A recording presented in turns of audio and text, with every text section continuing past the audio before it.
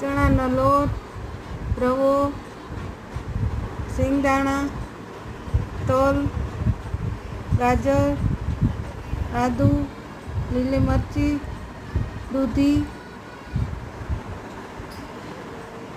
ધાણા ભાજી, મીઠું, ખાંડ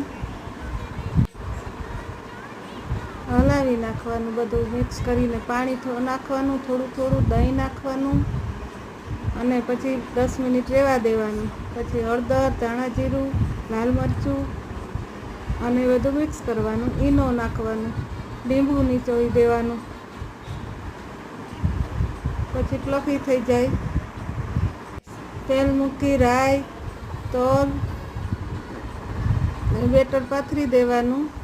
પછી થોડી વાર ઢાંકીને રહેવા દેવાનું. પછી પલટાવી દેવાનું. ગુલાબી થાય એટલે ઉતારી લેવાનું.